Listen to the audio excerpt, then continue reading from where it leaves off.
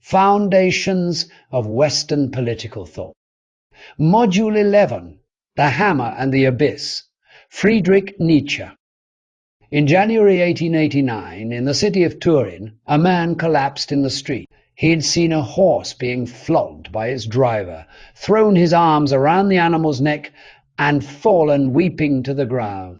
He never recovered his sanity. The man was Friedrich Nietzsche.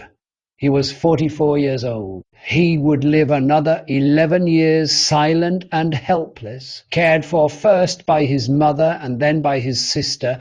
The most explosive thinker of the 19th century ended his conscious life embracing a beaten horse. What do we make of this? Some see it as the final proof of his philosophy's bankruptcy, madness as the fruit of nihilism.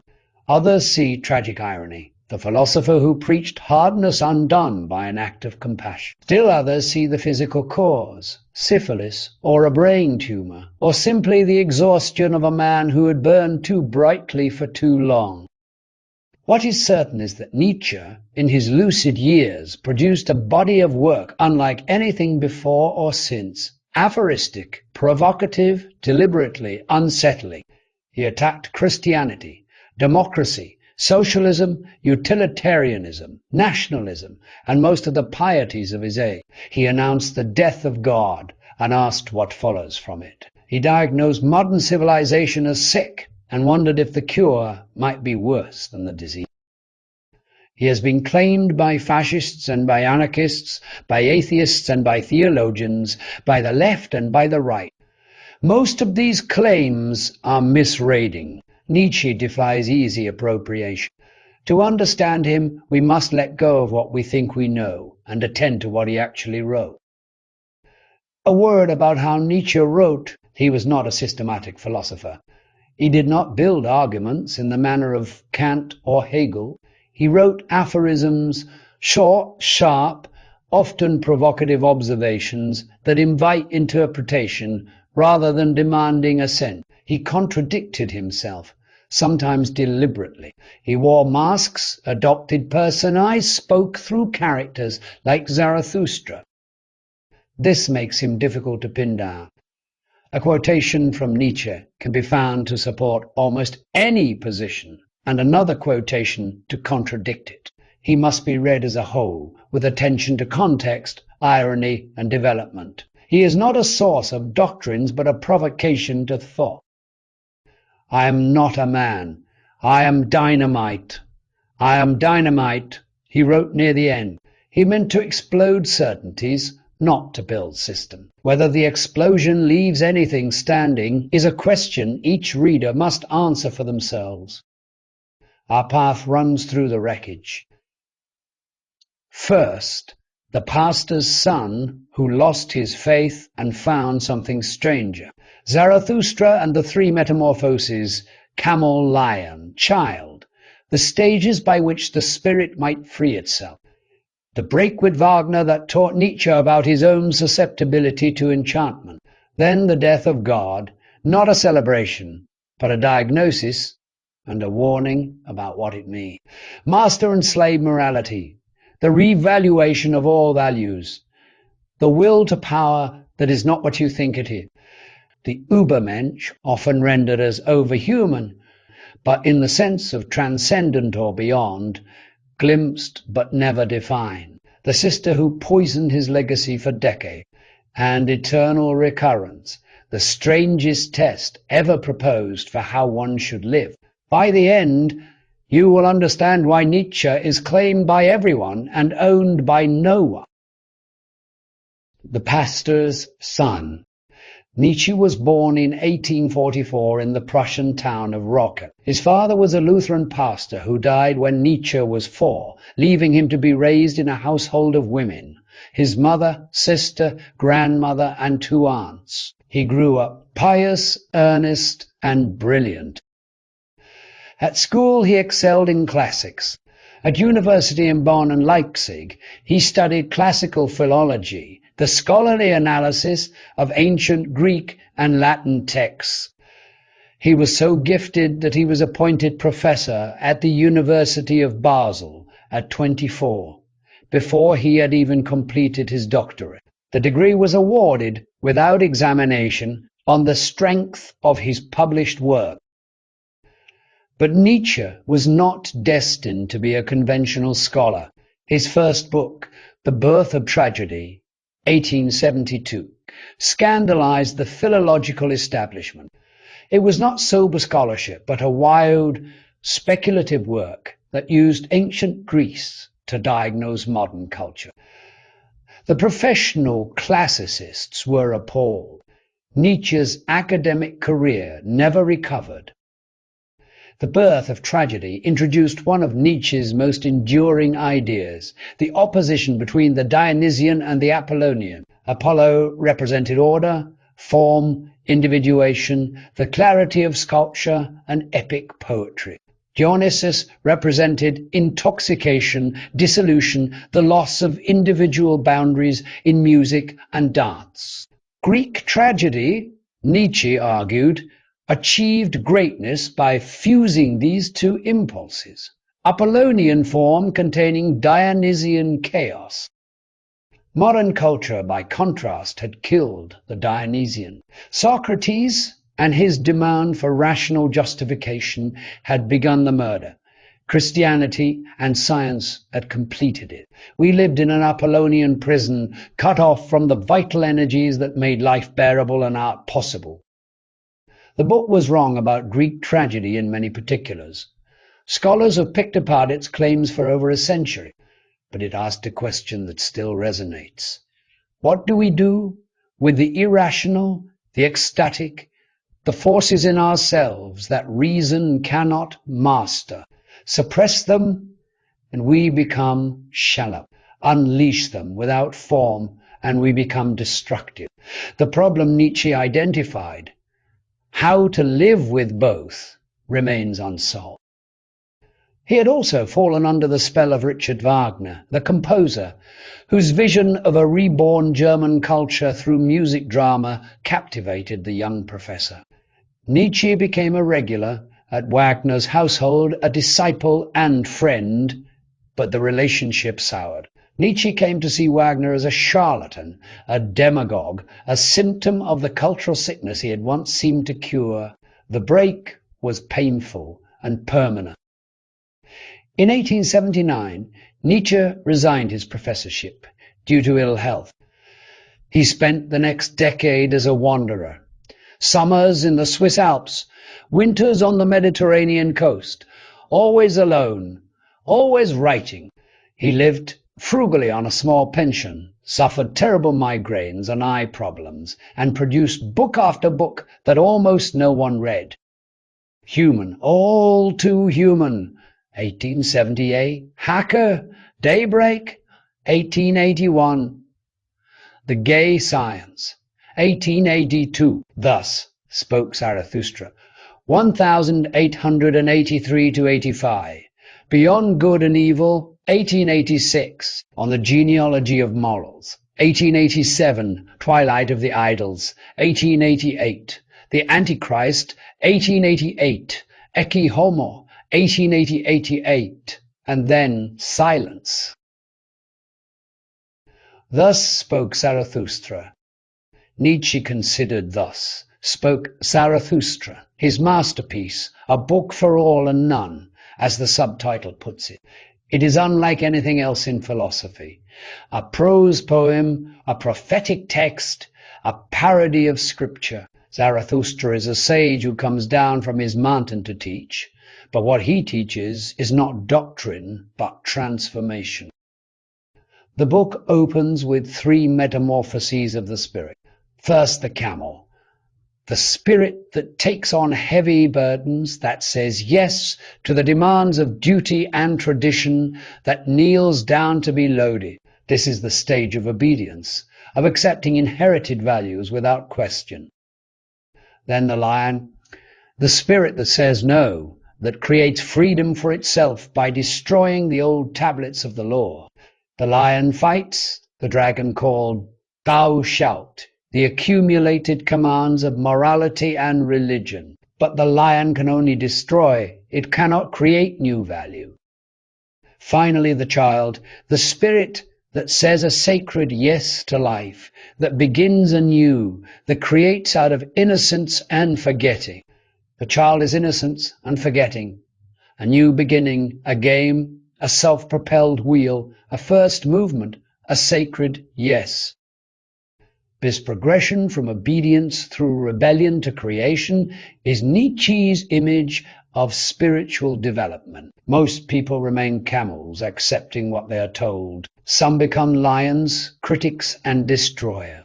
Very few achieve the innocence of the child, the ability to create values rather than merely reject them. Zarathustra wanders, teaches, fails, despairs, and finally affirms. The book is difficult, elusive, often obscure. It mocks the reader who wants clear doctrine. This is my way. Where is yours? Zarathustra tells his followers, the way, that does not exist. Wagner and the break. The relationship with Richard Wagner reveals something essential about Nietzsche. When they first met in 1868, Nietzsche was a young professor. Wagner, a famous composer, nearly 30 years his senior. Nietzsche was captivated by Wagner's art, his vision, his personality. Wagner's project was the rebirth of German culture through music drama. His operas drew on Germanic mythology aimed at total aesthetic experience, sought to replace the shallow entertainment of modern life with something profound and transformative. Nietzsche saw in Wagner the possibility of a new tragic culture, a return to the Dionysian energies that had created Greek tragedy. The Birth of Tragedy. 1872 was written in this spirit, a book dedicated to Wagner, celebrating Wagnerian music. Drama as the modern equivalent of Greek tragedy. It was Nietzsche's first book, and his most Wagnerian. But doubts grew. Wagner moved to Bayreuth and built his festival theatre. What Nietzsche saw there disturbed him, not the rebirth of culture, but its corruption. The audience was not transformed. They were tourists, consumers, the same bourgeois Philistines Wagner had claimed to despise. Wagner himself seemed increasingly pompous, anti-Semitic, obsessed with Germany's national mission. The break came in the late 1870s. Nietzsche never fully explained it, but his later writings return again and again to Wagner as a case study in decadence, an artist of decline, a seducer, a symptom of the sickness he had seemed to cure. Wagner is a disease. He has made music sick. The case of Wagner taught Nietzsche something about himself, that he was drawn to what he should resist, that his enthusiasms could mislead him, that the critique of culture had to include self-critique. It also taught him about the dangers of nationalism, of mass movements, of art in the service of politics. The death of God. Nietzsche's most famous pronouncement appears in The Gay Science. God is dead, God remains dead, and we have killed him. This is not a celebration. It is a diagnosis and a warning. Nietzsche did not mean that a supernatural being had ceased to exist. He meant that the Christian God and the entire metaphysical framework built around that God no longer commanded belief among serious people. Science, historical criticism, the Enlightenment's corrosive rationalism, these had done their work. The foundations on which Western civilization had rested for 2 millennia were crumbling. But we had not yet understood what this meant. We continued to live as if the old certainties held. We kept the Christian morality, compassion, equality, the sanctity of every soul, while discarding the Christian God who had grounded it. We did not realize that without God, these values had no foundation. They floated in the air, inherited habits without justification. When one gives up the Christian faith, one pulls the right to Christian morality out from under one's feet. This was Nietzsche's challenge to the secular liberals and socialists of his day. They thought they could keep Christian ethics while discarding Christian theology. Nietzsche thought this was naive. Without God, without an afterlife, without a cosmic moral order, why should we believe that all people are equal? Why should we prefer the weak to the strong? Why should compassion be a virtue? Nietzsche was not arguing that we should return to Christianity. He thought that was impossible. You cannot will yourself to believe what you know to be false. He was arguing that we faced a crisis, a revaluation of all values, and that most people had not yet grasped its depth. Master and slave morality. In On the Genealogy of Morals, Nietzsche offered a history of how our moral concepts came to be. It is not a conventional history, but a psychological and philological investigation, an attempt to understand the origins of good and evil. Nietzsche distinguished two types of morality. The first, which he called master morality, originated with the strong, the noble, the powerful. For the masters, good meant what they were, strong, proud, life-affirming. Bad meant what they were not, weak, low, contemptible. This was a morality of self-affirmation. We are good, those unlike us are bad. The second type, slave morality, originated with the weak, the oppressed, the resentful. The slaves could not overcome their masters by force, so they overcame them by revaluation. They declared that the master's virtues were actually vices, that pride was sinful, that strength was brutality, that the meek would inherit the earth. Good became humility, meekness, compassion, evil. A new concept, much stronger than bad, became everything the masters had valued.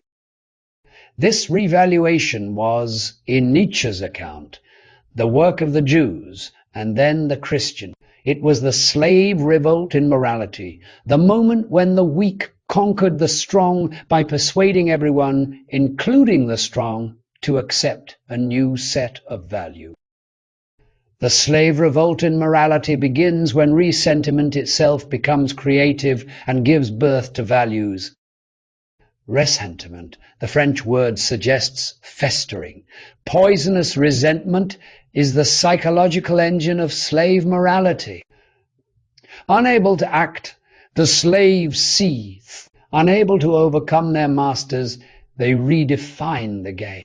They make their weakness into virtue, their impotence into moral superiority. Nietzsche's account is disturbing and meant to be. He is not simply endorsing master morality or condemning slave morality. He is showing that our moral concepts have a history, that they were created by human beings in particular circumstances for particular purposes. They are not eternal truths discovered by reason, but inventions, weapons in a struggle for power. This does not mean morality is arbitrary or that anything goes. It means we must understand what our values are for, what forms of life they promote or inhibit, whether they serve health or sickness. Morality is not beyond criticism. It is subject to the same scrutiny as any other human creation. Beyond Good and Evil. The title of Nietzsche's 1886 book, Beyond Good and Evil, captures his ambition. He wanted to move beyond the moral framework of good and evil, the framework of slave morality, of Christianity, of the herd, to a new way of evaluating life. This does not mean abandoning all evaluation. Nietzsche was not a nihilist in the crude sense, someone who believes nothing matters. He believed that life could be evaluated, that some ways of living were better than others, that there were standards. But the standards he proposed were not moral in the traditional sense.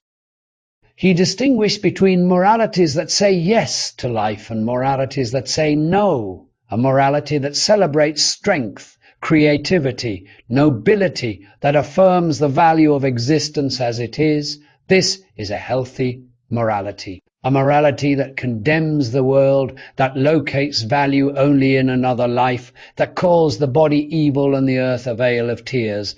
This is a sick morality, a symptom of declining life. What is good? Everything that heightens the feeling of power in man, the will to power, power itself. What is bad? Everything that is born of weakness. This is not a defense of cruelty or domination. Power, for Nietzsche, is primarily self-mastery, the ability to shape oneself, to overcome one's own resistances. The powerful individual is not the one who bullies the weak, but the one who has achieved sovereignty over themselves. Beyond Good and Evil is also a book about truth. Nietzsche questioned whether we really want truth at all. Perhaps we prefer useful fictions. Perhaps our most cherished beliefs are not discoveries but inventions, selected because they help us survive. The will to truth, Nietzsche suggested, might be one more manifestation of the ascetic ideal, the desire to escape the body, the senses, the messy reality of life.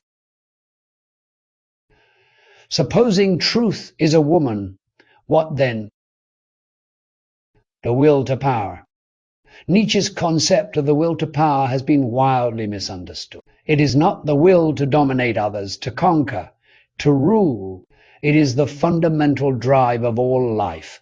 The will to grow, to overcome resistance, to become more than one is. This world is the will to power and nothing besides. And you yourselves are also this will to power and nothing besides. Every living thing seeks to discharge its strength, to extend itself, to overcome obstacles. This is not aggression in the crude sense. An artist expresses the will to power in creating. A scholar expresses it in mastering a subject. An ascetic expresses it in overcoming bodily desires. The will to power is the drive to self-overcoming, to growth, to the enhancement of life. Nietzsche opposed this to the will to mere survival, to comfort, to the avoidance of suffering. He thought modern civilization, with its emphasis on security and equality, was producing last men, contented, mediocre, incapable of greatness. The last man wants only to be comfortable. He has no aspirations beyond his immediate pleasures. He cannot understand why anyone would risk, struggle, or suffer for something higher. What is the ape to man? A laughingstock or a painful embarrassment, and man shall be just that for the Übermensch, a laughingstock or a painful embarrassment. The Übermensch is Nietzsche's image of a possible future human who has overcome the sickness of modern value. This figure does not inherit morality but creates it. The Übermensch says yes to life, including its suffering. They do not need God or an afterlife to give existence meaning. They create meaning through their own affirmation. There is no English equivalent that captures this idea without distortion. The usual attempts mislead. So we keep Nietzsche's own word, a Mensch. The Übermensch is not a blonde beast or a political tyrant. Those are parodies, largely created by Nietzsche's sister Elizabeth, who edited his unpublished notes to suit her own nationalist and anti-Semitic agenda. Nietzsche himself despised German nationalism. Deutschland über alles, I fear that was the end of German philosophy, and called anti-Semites failures and blockheads. His Übermensch is a cultural ideal, not a political program. The Sister's Shadow. Elisabeth Förster Nietzsche is one of the villains of intellectual history. After Nietzsche's collapse, she took control of his papers and his legacy. She had married Bernhard Förster, a prominent anti-Semite who founded a colony for pure Germans in Paraguay. It failed disastrously, and Förster killed himself. Elizabeth shared her husband's views. she edited Nietzsche's unpublished notes into a book called The Will to Power, arranging fragments to support conclusions Nietzsche had never reached. She suppressed letters and documents that contradicted her preferred image. She cultivated relationships with nationalists and later with the National Socialists, Nazis themselves. Hitler attended her funeral in 1935. The damage was immense. For decades, Nietzsche was read through Elizabeth's distortions. The Will to Power was treated as his final systematic work rather than as a collection of discarded notes. The image of Nietzsche as a proto-Nazi took hold. Scholars have since recovered the authentic Nietzsche. The critical edition of his works, begun in the 1960s, restored what Elizabeth had suppressed and revealed what she had manipulated. We now know that Nietzsche broke with his sister over her anti-Semitism, that he mocked German nationalism with savage contempt, that his vision of the Übermensch had nothing to do with racial purity or political conquest. But the damage lingers. Nietzsche's reputation remains shadowed by associations he would have despised. To read him fairly, we must first clear away the sister's distortion. Eternal recurrence. One of Nietzsche's strangest ideas is the eternal recurrence of the same. It appears first in the gay science as a thought experiment. What if some day or night a demon were to steal after you into your loneliest loneliness and say to you, "This life as you now live it and have lived it, you will have to live once more and innumerable times more, and there will be nothing new in it, but every pain and every joy and every thought and sigh and everything unutterably small or great in your life will have to return to you all in the same succession and sequence." Would this prospect crush you, or would you embrace it? Would you affirm your life so completely that you would will its eternal repetition? Nietzsche offered this as the ultimate test of affirmation. To say yes to eternal recurrence is to say yes to life without reservation, without the hope that things will be different next time, without the consolation of progress or redemption. It is to love your fate amor fati, to want nothing different, not forward, not backward, not in all eternity. Whether Nietzsche believed in eternal recurrence as a cosmological fact is unclear. What is clear is that he used it as a criterion for evaluating life and values. A value that cannot withstand the test of eternal recurrence, that makes life tolerable only by promising something beyond it, is a symptom of weakness, of inability to affirm existence as it is. Nietzsche's critique of pity. Nietzsche's attack on pity scandalizes modern readers more than almost anything else in his work. It's often misread as "how can compassion be bad?" But that's a strawman. Nietzsche wasn't attacking compassion. He was attacking pity. The answer is that Nietzsche was precise in his target. He attacked pity, mitleid, literally suffering with, as a particular kind of response to suffering. Pity fixates on suffering as something to be erased. It wishes it away, and in doing so denies that suffering might have value, might be the condition of growth, of overcoming, of becoming stronger. This is not the same as mitgefühl, fellow feeling, or compassion, which can acknowledge suffering without reducing life to the avoidance of pain. Nietzsche feared that a culture built on pity would make weakness the highest virtue and drain vitality from both the one who suffers and the one who pities. He wrote provocatively, "To those human beings who are of any concern to me, I wish suffering, desolation, sickness, ill treatment, indignities.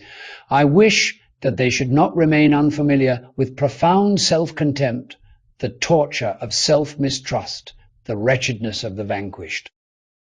It sounds monstrous, but his point is that suffering, rightly met, is educative. It is how we discover what we are capable of, A life protected from all suffering is a life that never develops, never grows, never achieves anything worth achieving. Pity, in Nietzsche's account, does two harmful things. It depresses the vitality of the one who pities, draining energy into mere sympathy rather than action. And it demeans the one who is pitied, treating them as an object of concern rather than a person capable of overcoming their own suffering. Nietzsche did not oppose all compassion or helping others. He opposed the specific pathology of pity that sees suffering as the supreme evil and relief from suffering as the supreme good. A world designed to minimize suffering would be a world in which nothing great could ever happen. What Nietzsche got right. Nietzsche saw what his contemporaries did not, that the death of God was not just a theological event, but a cultural catastrophe whose implications would take centuries to work out. He saw that secular moralities, liberalism, socialism, utilitarianism often smuggle in Christian assumptions without acknowledging them. The equality of all souls, the infinite worth of every individual, the duty to the weak, these were Christian ideas, and it was not obvious they could survive Christianity's decline. He saw that modern culture was becoming conformist, mediocre, hostile to excellence. Mill saw this too, but Nietzsche cut deeper. He asked whether democracy itself, with its leveling tendencies, was part of the problem. He saw that morality has a history, that our values were created, not discovered, and that they serve particular interests and forms of life. This insight, whatever one thinks of Nietzsche's particular genealogies, opened up new ways of thinking about ethics. He saw that suffering is not simply to be avoided, but can be the condition of growth. This is not an argument for cruelty, but a challenge to the therapeutic mentality that sees all pain as pathology. And he wrote with a brilliance, a savagery, and a dark poetry that no other philosopher has matched. Even when he is wrong, he is exhilarating. What Nietzsche got wrong. But Nietzsche's weaknesses are as significant as his strength.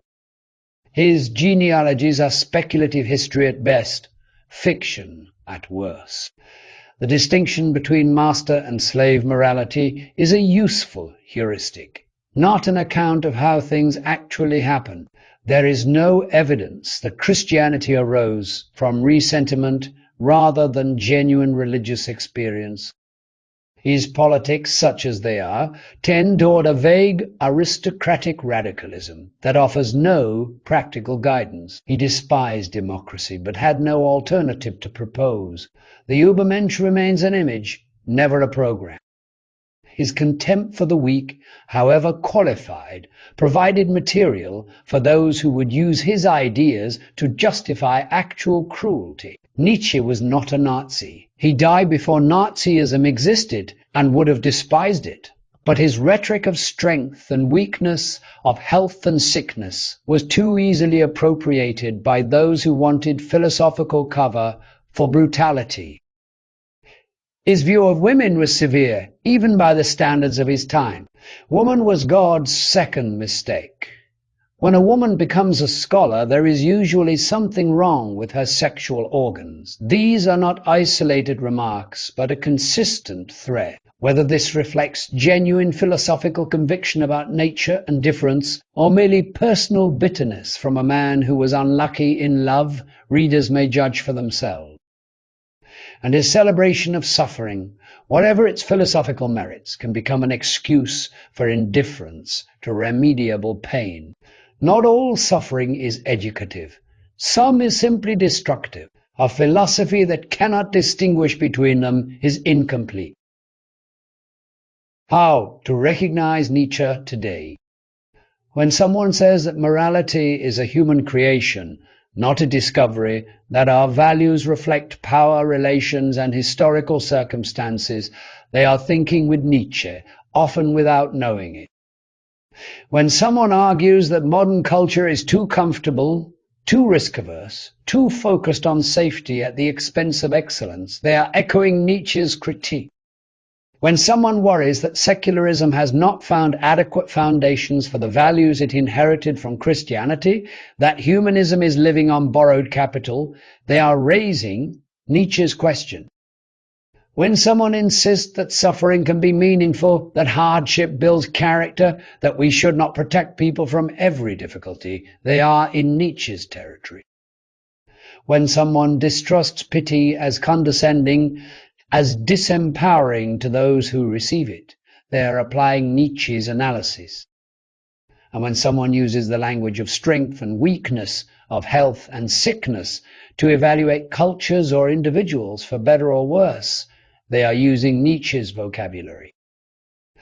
These ideas have diffused so widely that we often do not recognize their source. Nietzsche is in the air we breathe, even when we have never read him. Pause and consider.